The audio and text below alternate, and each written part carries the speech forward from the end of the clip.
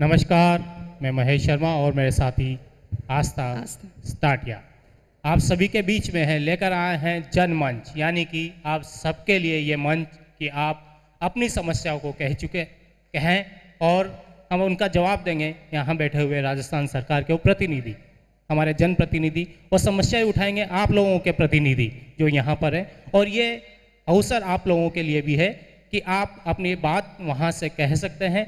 आपको लगता है कि राजस्थान से संबंधित जो हमारी धरा है, हमारी भूमि है, हमारी माटी है, उसकी सुगंध लेने में यदि कहीं कोई समस्या है, कोई प्रकार की आपकी समस्या है, तो आप यहाँ पे प्रश्न रख सकते हैं।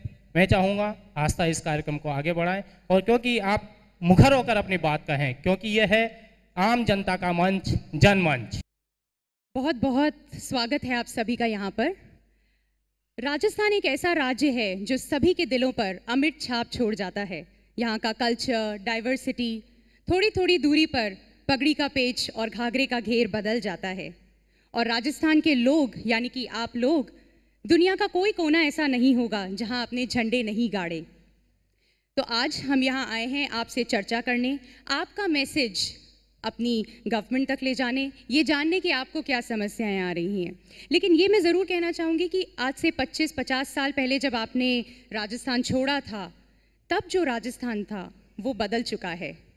राजस्थान एक ऐसे ट्रांसफॉर्मेशन से गुजर रहा है आज, जहाँ एक वाइब्रेंट नई इकोनॉमी आने वाली है। तो आइए शुरुआत करते हैं। सबसे पहले मैं जानना चाहूँगी कि इतना समय हो गया आप राजस्थान से बाहर हैं, कम आना होता है काफ़ी, कोई शादी ब्याह, कोई सेरेमनी है, कोई दर्शन करने हैं कुलदेवी के, ऑल्दो परिवार आपका राजस्थान में है तो तब आना होता है। तो क्या राजस्थान की याद, यहाँ के जीमण, बाजरे की रोटी, वो बचपन, दोस्त, क्या याद नहीं आते कभी? कुछ किस्से बताइए, कुछ शेयर कीजिए। कैसा लगता है, क्या होता है, क्या दिल करता है कि सब छोड़कर वापस लौट आएं? हमें बहुत सी याद आती है और कभी कभी मन भी करता है कि भी इसके लिए राजस्थान जाए हम। जी, तो क्या रोकता है हमें? रोकता तो बहुत सा है। जैसे कि हम राजस्थान में जाते हैं और वहाँ कुछ करना चाहते हैं या वहाँ के लोगों के लिए करना चाहते हैं जी, और उसके अंदर टाइम हमारे पास होता नहीं है और हम करते हैं, मगर उसके अंदर में क्या होता है कि वहाँ के लोग बोलते हैं कि आप हमारे ऊपर कुछ थोप के जा रहे हो जी, और कुछ कर नहीं पाते, और आप तो क्या है कि पैसे फेंक के चले जाते हैं, मगर हम करें क्या? इसके लिए कुछ आप इसके लिए कर सकते हो क्या? मेरा नाम मीठालाल है जी, मीठालाल गांची। जी सर। राजस्थान में पाली जिले के सोजत रोड के पास सेकाबास का रहने वाला हूँ। यहाँ छत्री गांची समाज का युवा मंडल का प्रेसिडेंट हूँ। हम राजस्थान जाने के लिए बहुत इच्छा करती हैं, बार बार जाएं, लेकिन हमारे ट्रेन की बहुत यहाँ समस्या आ रही है। ट्रेन में बिल्कुल टिकट नहीं मिलते। रात में जाके खड़े होते हैं, सुबह तक एक आदमी को टिकट मिलता है, सेकंड आदमी को वेटिंग लिस्ट मिल जाता है। जी, बहुत बड़ी समस्या, बहुत बड़ी ये समस्या। इसके लिए हम राजस्थान से दूरियां बढ़ गई है हमारी। इसके लिए कोई भी हमारे लिए, आप चाहे हमको जोड़ना चाहे तो पहले ट्रेन की व्यवस्था बहुत जरूरी है हमारे लिए। जो जोधपुर की ट्रेन है, कम से कम उसको हफ्ते में 3 दिन करे तो भी बहुत अच्छा होगा हमारे लिए, और नई ट्रेन छोड़े तो और भी बढ़िया होगा। आपकी बहुत शुक्रगुजार रहेंगे हम राजस्थान में। आपने एक बहुत ही जायज सवाल उठाया है और आपकी आवाज को बुलंद करने के लिए मैं जो देवजी पटेल जालोर के सांसद हैं उनसे मैं चाहूंगा कि वो अपनी बात रखेंगे आपके सामने। धन्यवाद धन्यवाद। ट्रेन की समस्या जोधपुर साइड में नहीं, सब जगह ट्रेन की समस्या है। और कहेवत है नहीं साके थे सब जना अटे जितना प्रवासी आया वन प्रवासियों की शायद एक ही मांग है कि ट्रेन मोरी वेपरी तो मोरे और कोई नहीं सीजे, क्योंकि रुपया रुपया था घना ही कमाओ अटे।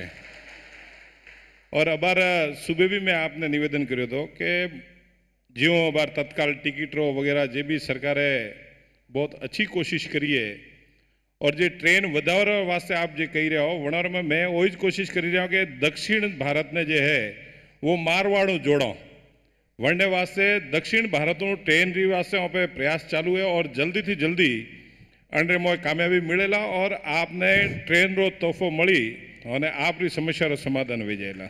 गजेंद्र सिंह जी शेखावत साहब जो जोधपुर के सांसद हैं, हम लोग इस मंच के माध्यम से, इस जनमंच के माध्यम से ईटीवी इस बात की अपील करेगी कि आप इस बात को भारत की संसद में उठाएं। हुक्मी चंद जी साहा कुछ कहना चाह रहे हैं। सिरोही जिले के मंडार गांव से हूं। अभी ईटीवी से महेंद्र जी की वजह से जुड़ा हुआ हूं। इन लोगों ने काफ़ी कोशिश की, हमने काफ़ी इनसे बात भी की है। जो ट्रेन के बारे में देवजी साहब ने बताया है, सर मैं आपसे निवेदन करूंगा, पिछले 15 साल से हर फोरम में, हर मंच पे हम बातें करते हैं, सिर्फ बातें ही रह जाती हैं। यहाँ पे मंत्रीगण आए, वसुंधरा जी स्वयं आई थी, उस टाइम मैंने कहा हुआ है। एक बार यहाँ पे 14 लेडी एमएलए आई थी, उनकी एक मीटिंग थी, वहां हमने कहा है, लेकिन कहीं पे हमारी आवाज नहीं होती है। यहाँ पे बात होती है, आगे जाके भूल जाते हैं। 15 साल में ऐसी कुछ नहीं हो सकता कि एक ट्रेन बढ़ सकती है। भाई साहब ने अभी बताया है 3 दिन नहीं, लोग इतने यहाँ पे हैं, 7 दिन की ट्रेन चाहिए, उसके अलावा एक बढ़ती है तो और बढ़े। लेकिन हमारे लिए ये कोशिश करिए आप, हम चाहते हैं, अच्छा न प्लेन डायरेक्ट है, जोधपुर के लिए फ्लाइट भी डायरेक्ट नहीं है। अच्छा, आप लोगों के नॉलेज के लिए एक बात और बताना चाहूंगा कि यहाँ पे जोधपुर संभाग के लोग ज्यादा हैं।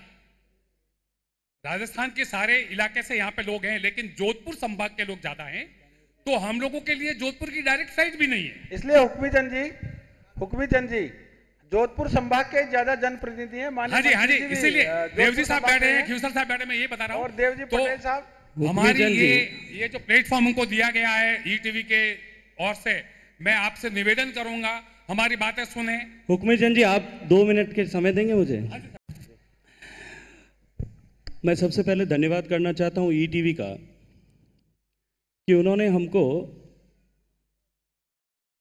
ऐसा मौका दिया जिससे हम सीधे सीधे साक्षात अपने लोगों से, अपने लोग जो अपनी माटी के लोग हैं, उनकी समस्याएं, प्रवासी होने के नाते जो उनकी समस्याएं हैं, उनसे सीधे सीधे रूबरू हो सकते।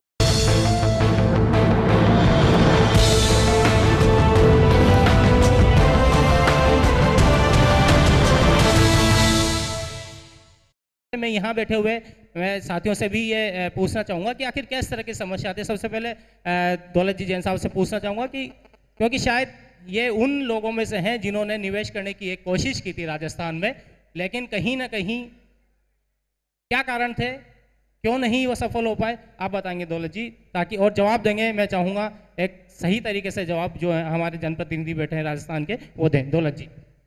राजस्थान में पहले मैं ईटीवी का आभार व्यक्त करता हूं, जिन्होंने ये चेन्नई में आकर के हमारे प्रवासी राजस्थानियों को एक चांस दिया है कि जो कि राजस्थानियों से जुड़ सके और उनकी समस्या और यहाँ पे बैठे गणमान्य लोगों तक पहुँचा सके और वो उस समस्या का निवारण कराने की कोशिश करेंगे। मैं ये नहीं करूँगा कि वो कर ही लेंगे, लेकिन इनकी कोशिश रहे, ये हमारी उम्मीद रहती है। तो जैसे हम लोग यहाँ पे रहते हैं, हमारा करीब करीब राजस्थान से एक ढंग से टच छूट जाता है, और लेकिन सबों के घर बिगर आज भी राजस्थान में है, जाना आना भी रहता है, लेकिन सब जैसे व्यवसाय से इतने जुड़े रहते हैं कि वो डे टू डे एक्टिविटीज़ उनकी वहाँ पे हो नहीं पाती है। तो जैसे एक छोटा सा मैं एग्जांपल देता हूँ कि यहाँ पे जब भी आप लोग आते हैं राजस्थान से, तो जैसे राजस्थान फाउंडेशन वाले यहाँ पे बैठे, तो उनका यही होता है, आप उद्योग मंत्री है, तो ये होता है कि भाई राजस्थान जब यहाँ पे आकर के इतना करता है तो वो राजस्थान में भी कुछ न कुछ निवेश करे, वहाँ भी राजस्थान के लिए कुछ करे।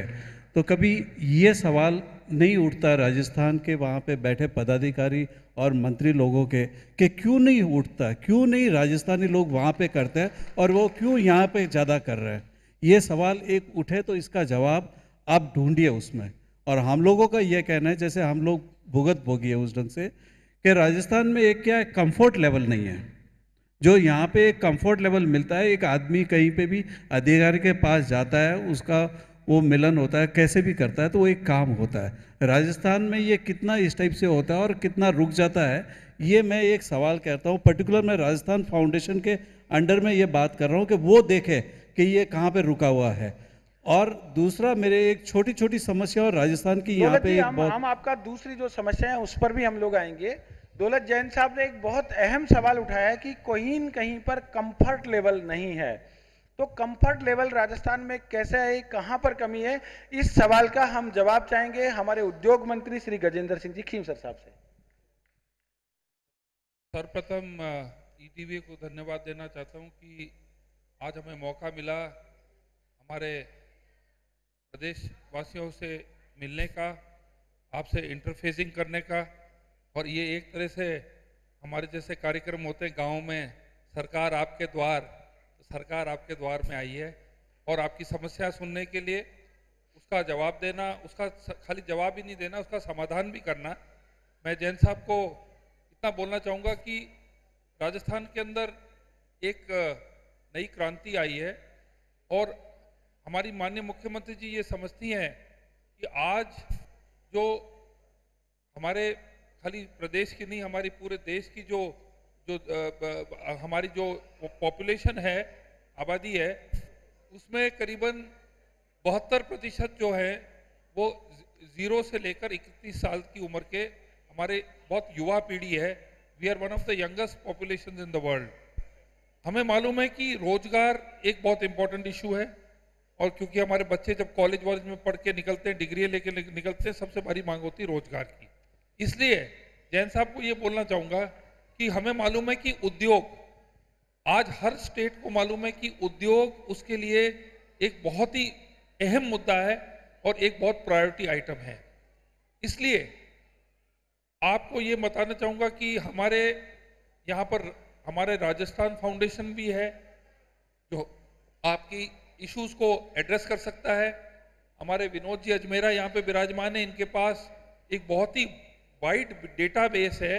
जैसे आपके चेन्नई के जितने भी आप लोग हैं, आपके अलग अलग एसोसिएशंस हैं, इन्होंने उनके पास बहुत स्ट्रॉन्ग डेटाबेस आपके टेलीफोन नंबर नामों का है। मैं चाहूँगा कि इस डेटाबेस को आप और स्ट्रॉन्ग करें, इनसे कम्युनिकेट करें और हमारे bureau of investment promotion BIP जिसको कहते हैं, उसका काम है कि डायरेक्ट इश्यूज को एड्रेस करना। और जैन साहब जिसको कहते हैं कि ease to do business, Modi ji ने भी इसके ऊपर बहुत ही इसको प्रायोरिटी आइटम लिया है, ease to do business and single window clearance. मुझे मालूम है कि कोई अपना निवेश लेके आता है तो वो चाहता नहीं कि इधर से तो धक्के मारता फिरे और जमीन के लिए ढूंढे और ये करे। तो ये जो ईज टू डू बिजनेस और सिंगल विंडो है, इसको प्राथमिकता दी जा रही है और हमारे प्रदेश के अंदर बहुत भारी चेंजेस लाए जा रहे हैं। आपको ये भी खुशी होगी कि आज जो राजस्थान है वो लैंड ऑफ अपॉर्चुनिटीज है। हमारे पास जमीन बहुत है, हमारे जो नेशनल कैपिटल रीजन के नज़दीक हमारा पड़ जाता है और सबसे भारी है जो हमारा जो दिल्ली मुंबई इंडस्ट्रियल कॉरिडोर जो स्थापित हुआ है, जो दिल्ली से मुंबई हमारे जो रेलवे ट्रैक्स लग रहे हैं, उसके अंदर जो मालगाड़ियाँ चलेंगी वो 140 किलोमीटर की स्पीड से चलेंगी और जितने भी गुड्स जो दिल्ली से मुंबई पोर्ट जो 14 दिन में पहुंचते थे 14 घंटा में पहुंचेंगे। मैं यहाँ पे थोड़ा सा इंटरप्ट करना चाहूंगी। मैं एक मिनट में बोलना चाहता हूँ इसमें। जो आपने कहा सिंगल विंडो क्लियरेंस, वो प्रैक्टिकल किसके लिए होता है? जो 500 से 1000 करोड़ ऊपर होते हैं उनके लिए होता है। और जॉब अपॉर्चुनिटी की आप बात करते हैं, जॉब अपॉर्चुनिटी ज़्यादा आपके स्मॉल स्केल इंडस्ट्री में ज़्यादा होती है बनिस्बत उसके, लेकिन पूरी मिनिस्ट्री उसी में लगी रहती है और जो आदमी यहाँ से जाता है उसकी फाइलें वही रहती है, उसकी फाइलें मूव नहीं होती है। और एक आदमी यहाँ से जाएगा वहाँ पे और वो वापस कितने दिन तक वहाँ रहेगा, ये नहीं होता। ये मैं प्रैक्टिकल रतन निवासी जी से पूछना चाहूंगी कि आपका क्या कहना है इस मुद्दे पे सर? देखिए बंदी जी, मैं आपको 2 बातें कहना चाहता हूँ। पहली बात तो जैन साहब ने जो अभी की और हमारे उद्योग मंत्री जी स्टेट के जो जवाब दे रहे थे उनको, मैं इनकी एक बात का समर्थन करता हूँ कि सिंगल विंडो क्लियरेंस में आप बड़े प्रोजेक्ट्स या बड़े टर्नओवर्स की हम बात कर सकते हैं, मगर वर्किंग एनवायरनमेंट अच्छा बनाकर और रोजगार ज़्यादा प्रदान करना है और इंडस्ट्री ज़्यादा लानी है तो हमको स्मॉल स्केल इंडस्ट्री की बात करनी पड़ेगी।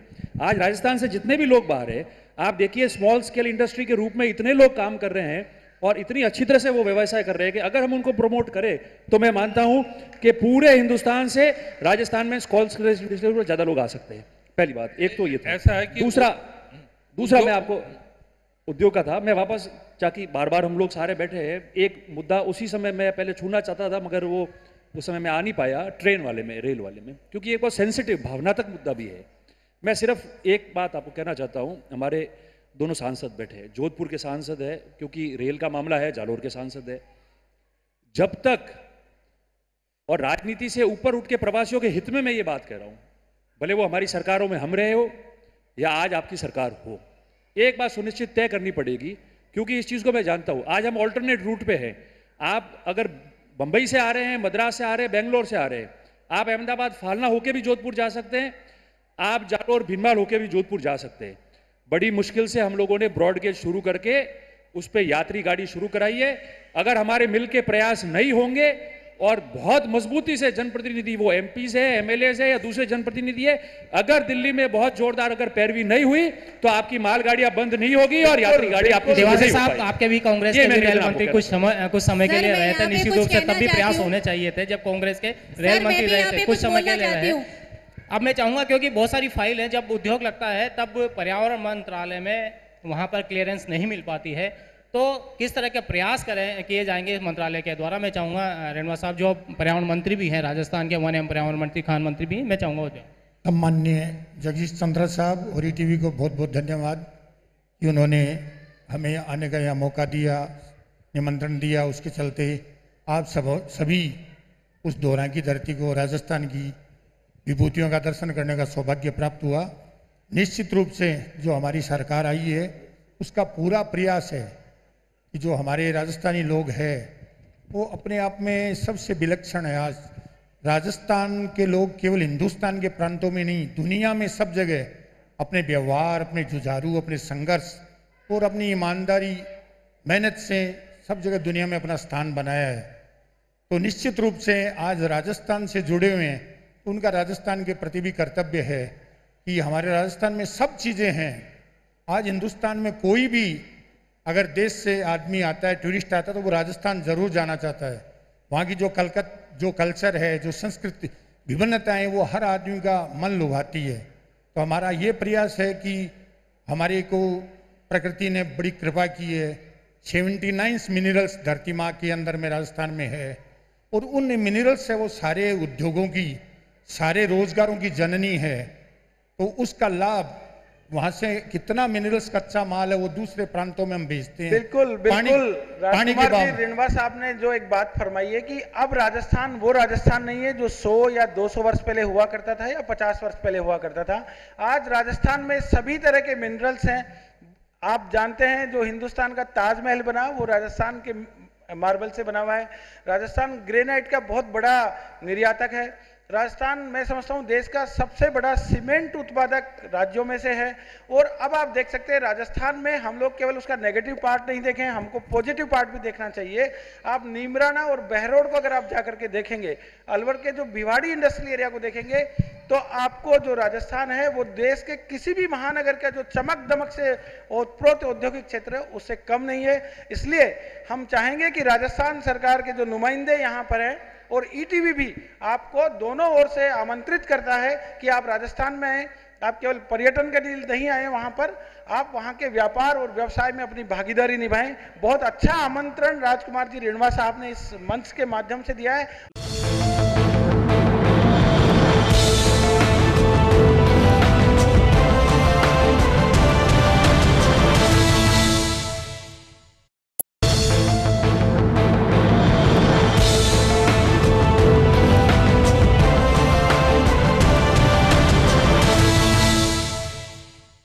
और अब हम हमारे ऑडियंस के बीच में जाना चाहेंगे। सुनीता जी अपनी कोई सवाल पूछना चाहती हैं। मेरा नाम डॉक्टर सुनीता जैन है, बीकानेर डिस्ट्रिक्ट जैन एसोसिएशन महिला विंग के प्रेसिडेंट हूँ। सर, मैं आपसे एक सवाल ये करती हूँ। पहले तो मैं ये कहती हूँ, आप जो बुद्धिजीवी सब लोग ऊपर बैठे हैं, आप कह रहे हैं कि ईटीवी ने हमें ये मौका दिया है, तो सबसे पहले धन्यवाद मैं ईटीवी का करती हूँ कि उन्होंने प्रवासियों को मौका दिया है अपने सांसदों के साथ जुड़ने का। सरकार को आज तक क्यों नहीं याद आया, क्यों नहीं उन्होंने सोचा कि प्रवासी आपसे जुड़े? क्या सरकार का ये चौथा स्तंभ इसलिए जगह है? आप लोगों को किस लिए भेजते हैं हम ऊपर? हमसे जुड़ने के लिए या वहां पे सीट पर सुशोभित होने के लिए? बात आ गई, हम चाहेंगे कि मंत्री जी इसका जवाब देंगे। हमारा चेन्नई चैप्टर तो जुड़ा हुआ है।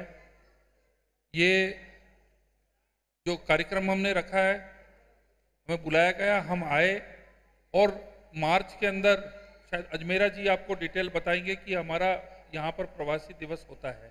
इसके बारे में थोड़ा जो चेन्नई के साथ हम क्या हमारा होता है बताइए। हमारे बीच में राजस्थान जो फाउंडेशन है, उद्योग विभाग की एक एजेंसी है जिसका गठन राजस्थान सरकार ने इसलिए किया है कि राजस्थान के जो प्रवासी लोग हैं उनके तक वो पहुंचा जा सके और उनको राजस्थान से जोड़ा जा सके, उसकी जिम्मेदारी निभा रहे।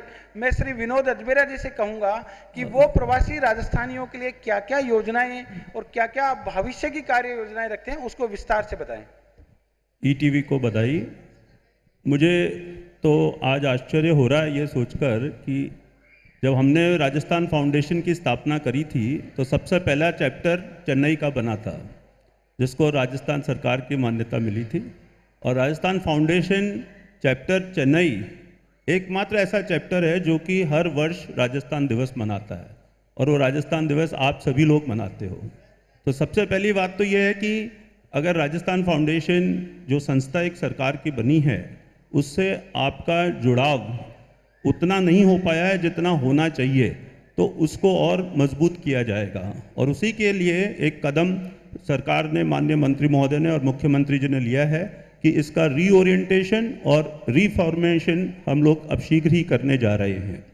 दूसरी बात ये कि प्रवासी राजस्थानियों को एक सूत्र में बांधना, भावनात्मक संबंधों से जोड़ना, ये एक पहली सरकार है राजस्थान की जिसने 2000 वर्ष में ये बीड़ा उठाया था। और उसी की सफलता को देखते हुए प्रवासी भारतीय दिवस की स्थापना हुई थी भारत सरकार की वाजपेयी जी के समय में, और आज निरंतर 14 प्रवासी भारतीय दिवस होते आए हैं। तो मुझे ये जानकर बताने में खुशी हो रही है कि आप जो प्रवासी राजस्थानी हैं उनको राजस्थान फाउंडेशन एक ऐसा संस्था है जिसके तहत हम आपको पूरी तरह से फैसिलिटेट कर रहे हैं। सामाजिक आर्थिक योगदान जो आप सरकार के साथ मिलकर अपने क्षेत्र में, अपने गांव में देना चाहते हैं। ऑडियंस में से कोई क्वेश्चन पूछना चाहेगा? Please mic. मैं नागौर जिले से बिलोंग करता हूं। मेरे गांव के 400 परिवार यहाँ रहते हैं जी। मैं राजस्थान सरकार के 2 मंत्री बेटे हैं, पहले भी मंत्री रहे, अभी भी है। मैं इनसे पूछना चाहता हूं, जोधपुर से लेके जैसलमेर तक सौर ऊर्जा और पवन ऊर्जा का जो प्लांट है, राजस्थानी प्रवासी यहाँ जो बैठे हैं उनमें से कितनी की भागीदारी वहाँ है? आपका सवाल वहाँ दूसरे बहुत अहम सवाल है। सारे दूसरे वहाँ बिजनेस कर रहे हैं, राजस्थानी प्रवासियों को बुला के वहाँ किसी को मौका नहीं दिया गया है। बहुत अहम सवाल है। और गजेंद्र सिंह जी खीवसर साहब पहले ऊर्जा मंत्री भी रहे हैं राजस्थान के, वो बहुत अच्छा इसका जवाब देंगे आपको। प्लीज। ऐसा है कि सौर ऊर्जा और पवन ऊर्जा के अंदर कोई निवेश लगाना चाहे, प्रोडक्शन करना चाहे, तो इसमें कोई रोक नहीं है। आप बता दीजिए कि क्या रोक है, किस वजह से आप ये कह रहे हैं कि नहीं आ सकते हैं। आज हमारी जो जमीन की जो रेवेन्यू की जो नीति बनी है कि आपको जमीन खरीदने की भी जरूरत नहीं है, आप किसी किसान से लीज भी कर सकते हैं जमीन 40 साल के लिए। ये मेरे को समझ नहीं आ रहा है कि कोई कहे कि भाई हम राजस्थान के, हम नागौर के रहने वाले हैं, मैं भी नागौर के पास का रहने वाला हूं और मैं ऊर्जा मंत्री था 6 साल के लिए। ये तो पहली बार ही मुझे ऐसी समस्या किसी ने बताई है कि आपको मौका नहीं दिया जा रहा है कि सोलर और विंड एनर्जी का प्रोडक्शन करने के लिए। मेरे को समझ नहीं आ रही। विनोद अजमेरा जी कुछ कहना चाह रहे हैं? आपको जानकर ये खुशी होगी कि राजस्थान पावर सेक्टर में, सोलर पावर सेक्टर में गुजरात को काफी पीछे छोड़ चुका है। ये केवल 1.25 साल का परफॉर्मेंस है। हाँ, मेरे साथ पुखराज जी बैठे हुए हैं। मैं उनसे चाहूंगा कि आप बताएं कारण कि क्यों दूर हो रहे, राजस्थान से दूर क्यों हो रहे हैं? 1 मिनट, मैं इस सौर ऊर्जा के बारे में बताना चाहता हूँ। मैं जालोर अनिल जैन सांचौर से हूँ। इंडिया का जो सबसे पहला सोलर प्लांट है, मैं चेन्नई में रहता हूँ, मेरा जन्म चेन्नई में हुआ है, जो इंडिया का सबसे पहला सोलर प्लांट है, मैंने लगाया 5 मेगावाट बितूजा बाड़मेर में, पूरे गवर्नमेंट के सहयोग के साथ।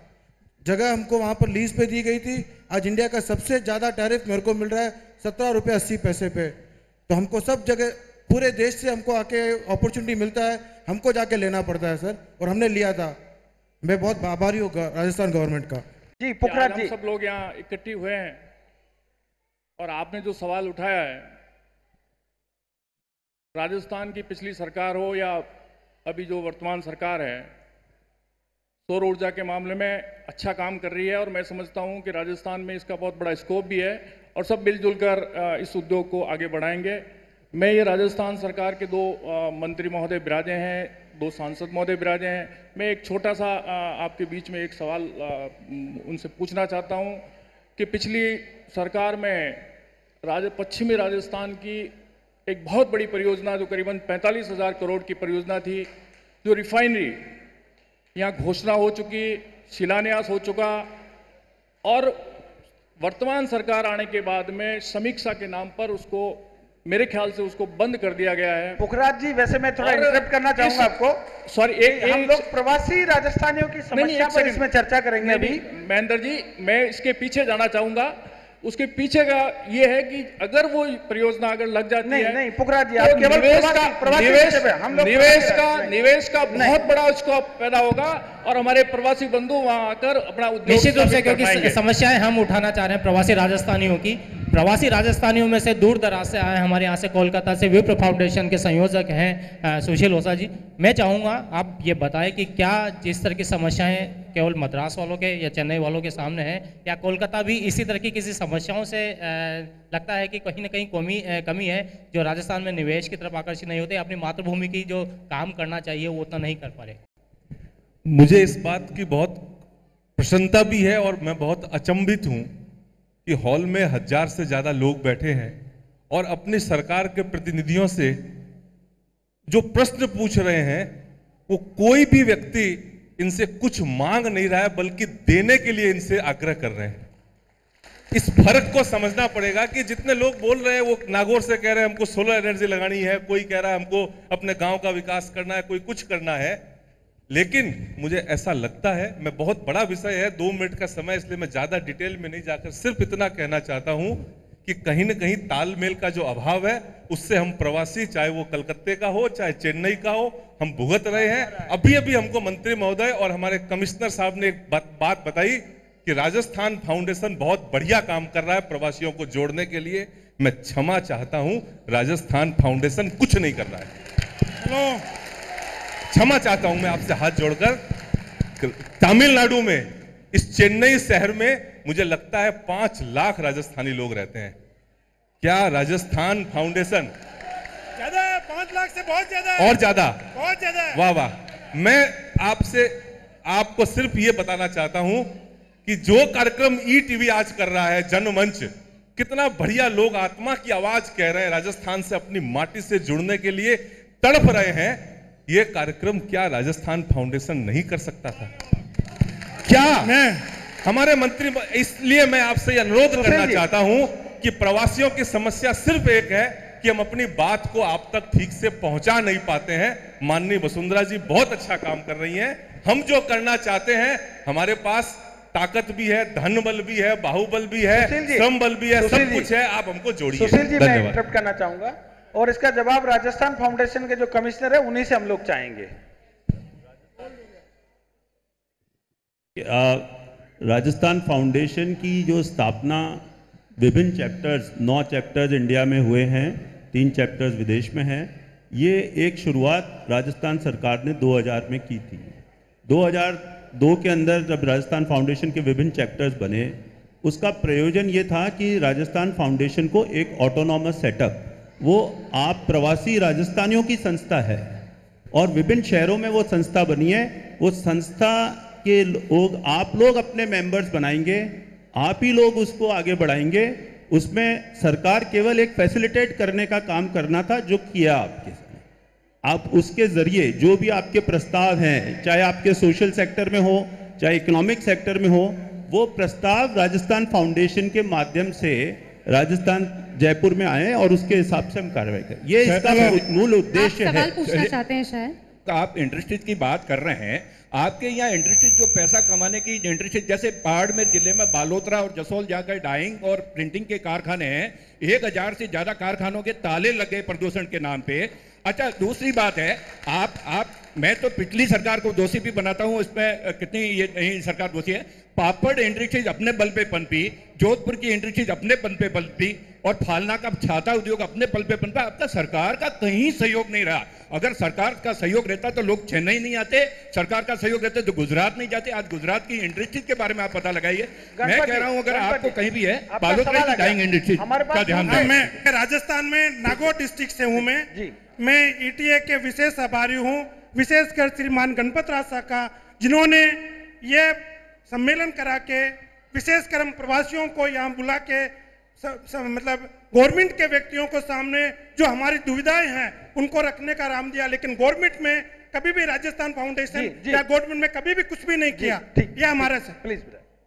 महानुभाव ने अभी बताया जो इकाइयां बंद होनी बालोतरा के अंदर टेक्सटाइल वगैरह, इनका ये जो निर्णय बंद करने का था ये राजस्थान सरकार का निर्णय नहीं था।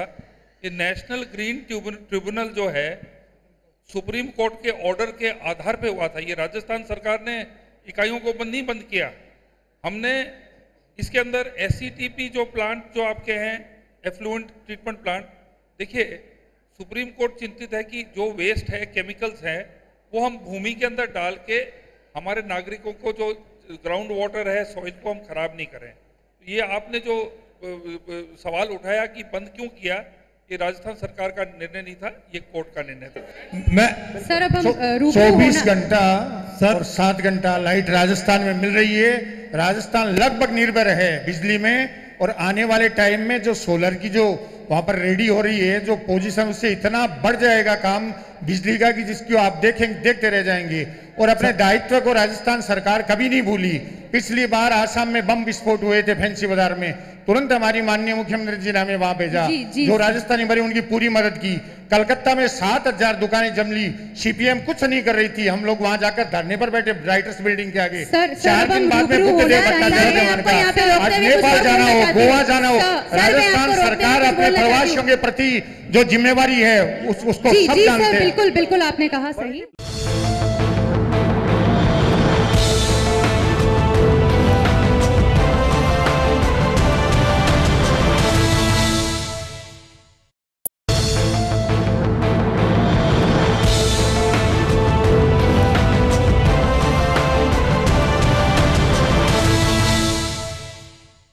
सुरेश जैन साहब से रूबरू होना चाहेंगे। सुरेश जी यहाँ के जाने माने व्यवसायी हैं, उद्योगपति हैं, कुंदन कैब के मालिक हैं।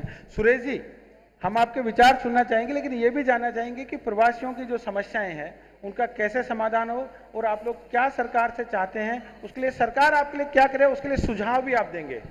मैं ETV को धन्यवाद देना चाहूँगा जो मंच पे मुझे बोलने का मौका मिला है। मैं सबसे पहले ये कहना चाहूँगा कि राजस्थान में सुविधा नहीं होने के कारण और इंफ्रास्ट्रक्चर सही नहीं होने के कारण हम सब राजस्थान के बाहर इतना बड़ा बिजनेस कर रहे हैं। अगर हमें वहाँ पे सब सुविधा और सब तरीके से मिल जाए तो हम चाहेंगे हम अपने माटी और वहाँ पे राजस्थान में अपना इंफ्रास्ट्रक्चर और अपना वहाँ पे प्लांट लगाना चाहेंगे। और मैं राजस्थान सरकार को भी धन्यवाद देना चाहूँगा। मेरा खुद का प्लांट भिवाड़ी अलवर में है और बड़े अच्छे तरीके से चल रहा है। वहाँ पे भी सुविधा पहले से और बेहतर होती जा रही है। इसके लिए मैं आपका बहुत बहुत धन्यवाद भी कहना चाहूँगा। लेकिन मैं चाहता हूँ कि पूरा राजस्थान के लोग का जुड़ाव पूरे राजस्थान में धीरे धीरे इंफ्रास्ट्रक्चर इतना अच्छा बनता जाए जिससे हम लोग वहाँ पे धीरे धीरे वहाँ पे डेवलप होने की कोशिश कर सकते हैं। इस मंच पर जैसा कि मंत्री जी ने कहा और ETV ने आपको ये मंच उपलब्ध कराया है, इसमें केवल आप प्रवासी राजस्थानी लोगों से जुड़ी हुई बात करें और राजस्थान के उजले पक्ष को देखने की भी बात करें, पॉलिटिकल बात नहीं करें। सरपंच साहब, मैं आपसे पुनः रिक्वेस्ट करूंगा, हम लोग केवल प्लीज। और सुरेश जी ने एक बहुत वो मैं कहना चाहता हूँ कि मतलब इंफ्रास्ट्रक्चर जितना राजस्थान का मजबूत रहेगा तो हमें वहाँ पे मौका मिलेगा, मतलब वहाँ पे उद्योग करने का और अपनी इंडस्ट्री लगाने का। तो उनसे चाहते हैं कि वहाँ पे धीरे धीरे तभी जाके हम लोग वहाँ पे अटैचमेंट हमारा राजस्थान से बढ़ता रहेगा। जी जी जी, सुरेश जी ने एक बहुत अच्छी बात रखी है जनमंच के माध्यम से, ETV के इस मंच के माध्यम से, कि राजस्थान का भी उजला पक्ष है। जितने भी प्रवासी जो राजस्थानी यहाँ रहते हैं, ये छोटे छोटे गाँवों और बेरों से यहाँ आकर अपना व्यवसाय कर रहे हैं। इनके पीछे जो इनकी जमीन है और इनके जो घर है, आज मैं आपको ध्यान दिलाना चाहूंगा साहब, न तो उन बेरों पे बिजली की सुविधा है और बिजली के जो बिल भी आ रहे हैं, गरीब किसानों के बिल इतने ज्यादा आ रहे हैं कि वे अनपढ़ होते हुए उन बिलों को भरते जा रहे हैं और उनके रास्तों पे कब्जे कर लिए गए हैं। न तो उनके बेरों पे जाने के रास्ते रहे। और सबसे बड़ी बात, समस्या हमारे साथ ये आती है कि साहब आप यहाँ रहते हैं तो राशन कार्ड लेके आइए या वोटर ID लेके आइए। अब ये बताइए साहब, जब आदमी प्रवासी राजस्थान का जो बाहर रह रहा है उसका वहां से राशन कार्ड कहां से आएगा या उसका वोटर लिस्ट में नाम कहां से आएगा? आपकी बात समझ में आ गई। ETV अपने इस मंच के माध्यम से राजस्थान सरकार के जो नुमाइंदे हैं, 2 मंत्री हमारे बीच में हैं, वहां के 2 सांसद हमारे बीच में हैं, राजस्थान फाउंडेशन के कमिश्नर हमारे साथ में हैं, और हम आपको एक रिक्वेस्ट करना चाहेंगे, माननीय मंत्री महोदय कि क्या ऐसा संभव है कि जो प्रवासी राजस्थानी लोग अपने राज्य से बाहर रहते हैं, जो लोग विदेश में रहते हैं, उनको ड्यूल सिटीजनशिप का एक कार्ड मिलता है, एनआरआई कार्ड, तो क्या नॉन रेजिडेंट राजस्थानी कार्ड हम लोग बना सकते हैं जिससे कि हमारे राजस्थान के जो लोग हैं वो राजस्थान में अपना कोई बैंक का खाता खुलवाएं या कोई वाहन खरीदें या कोई अपना जमीन खरीदें, वो एक आईडी प्रूफ के रूप में उनके काम आए, क्योंकि उनको सालों हो गए यहाँ पर रहते हुए और अब उनके आईडी कार्ड यहाँ के बन चुके हैं। तो क्या इस विषय पर विचार किया जा सकता है? मैं जानना चाहूंगा राजस्थान के जो उद्योग मंत्री महोदय हैं श्री गजेंद्र सिंह खींवसर साहब से। बिल्कुल संभव है, और एक चीज आपको ये याद दिलाना चाहूंगा मैं कि ये बताना चाहूंगा कि हमें ईटीवी ने यहाँ आमंत्रित किया, हमें कल रात को ही बताया गया कि हमें यहाँ आना है और हम आपके बीच में आए हैं। तो हमारी जो भावना आपके प्रति है, हम हमारे मुख्यमंत्री जी ने हमें भेजा है, तो हमारा इंटेंशन तो आपके प्रति आपके सुझाव सुनने के लिए उनका कैसे समाधान करना है, और जब आप लोग अपनी पीड़ा सुनाएंगे, पीड़ा सुनने पे ही हमें मालूम पड़ेगा ना आपकी समस्या क्या है। So we are here to listen to you, to sort out your problems, और जो भी आपके सुझाव होंगे इसको पॉलिटिकल मंच नहीं बनाया जाए, इस पे गुस्सा नहीं किया जाए, अपने प्रेम से we are all from one state, हम बैठ के करेंगे और हम आपके सुझाव हम इसके जितना हो सकेगा करेंगे। सर अब रूबरू होना चाहेंगे। क्योंकि एक मिनट, मेरा एक प्रश्न है। मैं उर्मिला सराफ, अग्रवाल समाज महिला समिति की अध्यक्षा हूँ। जैसे आप राजस्थान सरकार ने यहाँ पे राजस्थानी फाउंडेशन बनाया है, भारतवर्ष में एक ही तरह की शिक्षा प्रणाली है। यहाँ पर जब हमारे बच्चे जब 499 लाते हैं तब भी उनको स्टेट रैंक नहीं मिलता है, और दूसरे बच्चे यहाँ के 480 भी लाते हैं तब उनको स्टेट रैंक मिलता है। तो अपने छात्र, राजस्थानी छात्र जो हर फील्ड में अव्वल हैं, प्रथम आते हैं, वो इन सब सुविधाओं से वंचित रह जाते हैं। जब वो स्टेट रैंकर्स नहीं रहते हैं, मेरिट नहीं रहते हैं, आगे जाके भी उनके पढ़ाई में इन सब पे इफेक्ट आता है, वो हर जगह हर फील्ड में वंचित रह जाते हैं। मैं चाहूंगा इसका राजस्थान फाउंडेशन क्या कर रहा है? राज के प्रोहित साहब इसका जवाब देंगे। और डोमिसाइल से संबंध है, हर एक स्टेट के अपने रूल्स हैं, वहाँ की अपने नियम हैं, और वहाँ की जो सरकारें होती है उनके अपना सोच है। तो मैडम कुछ चीज़ें ऐसी है जो मद्रास की समस्या, चेन्नई की समस्या राजस्थान गवर्नमेंट हल नहीं कर सकती। वो स्थानिक रूप से अपना ही लोग प्रेशर ग्रुप बना के राजस्थानी संस्थाएं अपने रूप से खड़ी होकर वो उसका समाधान कर सकते हैं। बाहरी रूप से ये समाधान संभव नहीं है। सर एक बार अब हम रूबरू होना चाहेंगे अनूप चंद जैन साहब से, आपका क्या कहना है सर? मैं अनूप चंद जैन, नागौर डिस्ट्रिक्ट से हैं। मेरी मंच की तरफ एक प्रश्न आकर्षित करना चाहता हूं कि यहाँ पे जितने भी प्रवासी बैठे हैं सबका राजस्थान के प्रति प्रेम है, जात जड़ूला की तरफ सबका आवागमन रहता है, और हर आदमी की इच्छा रहती है कि मैं मेरी जन्मभूमि के ऊपर कुछ जाके कुछ काम करूं। तो सबसे बड़ी समस्या क्या है हम लोगों की, गांव में जाते हैं तो घर बार दूसरे लोगों ने कब्जा कर लिया, ज़मीनें दूसरों ने कब्जा कर ली, जाते तो कोई रहता नहीं है कुछ भी। इसके लिए मैं सरकार की तरफ से बहुत ध्यान दिलाना चाहता हूँ कि इसके ऊपर बहुत ध्यान दे, और हम लोगों की निश्चित रूप से सरकार ध्यान देगी। ऐसे कहा जाता है कि लेडीज फर्स्ट, लेकिन हम चाहेंगे इस जनमंच का अंतिम प्रश्न भी लेडीज की तरफ से है। आप कुछ कहना चाह रही हैं? मान्यवर, मैं एक प्रश्न आपके समक्ष रखना चाहती हूँ। मैं पुष्पा हिरण, तमिलनाडु अनुवर्त समिति चेन्नई की ओर से। मेरा यह सवाल है कि प्रवासी राजस्थानी या पूर्ण रूप से सुरक्षित नहीं है। दैनिक जीवन में अनेकानेक समस्याएं सुरक्षा से जुड़ी हुई है। जैसे ऑटो वाले अब अक्सर प्रवासी राजस्थानियों के साथ परेशानी उत्पन्न करते रहते हैं। साथ ही व्यवसाय को लेकर भी प्रवासी राजस्थानी सदैव भयभीत रहते हैं कि स्थानीय लोग कब हमारे आपका सवाल आ गया स्थान पर आकर हमारे साथ कुछ कर बैठे। यह हमारी समस्या। जय जिनेंद्र, मैं राजस्थानी हूँ, पहले हूँ मैं चेन्नई की प्रवासी। मैं महावीर इंटरनेशनल वीरा केंद्ररी सेक्रेटरी हूँ। मैं अठे है जगह सरकारी लोगों ने कहीं भी नहीं पूछना चाहूँ, मैं सब अठे बैठा जगह ने पूछना चाहूँ आपा इतना साल में राजस्थान कितनी बार गया हाँ ठीक है आपा बैठने वटारी व्यवस्था रे बारे में बात करा आपा इतना जना बैठा आपा ने बच्चा ना आपा कितनी बार राजस्थान लेन गया मिठी री सुगंध वेने पहचान कराउन वास्ते कितना जना आपा गया बोलो एक जना खड़ो हो ना बोलो कर आज 3 पीढ़ी रा लोग अटे बैठा है 3 पीढ़ी दादा बेटा पोता। निश्चित रूप से एक बिल्कुल सटीक आप लोगों के बीच में से ये सवाल आप लोगों के लिए ही उठाया गया है कि आप प्रवासी राजस्थानी हैं लेकिन आपने अपने मातृभूमि के लिए कितना प्रेम दिखाया। आप जन्म मृत्यु रीति रिवाज माताजी वेरू जी को ढोकने जाते हैं लेकिन अपनी मातृभूमि के लिए निवेश करने के लिए कितने लोग आप लोग जाते हैं, कितनों ने मन बनाया था, इसका सारा जवाब यहाँ पे दिया। मैं इस पूरे कार्यक्रम का मैं चाहूंगा आपको कुछ कहना चाहेंगे। एक मिनट मेरा एक सेकेंड ना, मैं भूपेंद्र सिंह एक सेकेंड सॉरी इंटरप्शन के लिए। हम आपा गया नहीं गया आपा पूछ रहे हैं लेकिन आपा लोग कौन भी सोचा कि अपन बच्चा क्यों वट नहीं जावा, कई सुविधा वट को नहीं है जो अपन बच्चा वट नहीं जा रहा है।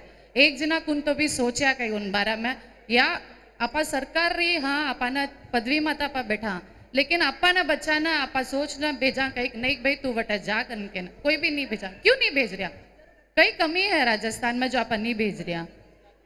कई 18 बच्चा चेन्नई रहा, राजस्थान मना पूछो तो मैं जोधपुर रही हूँ, हमारा बच्चा ने पूछो राजस्थान कठे है मम्मी।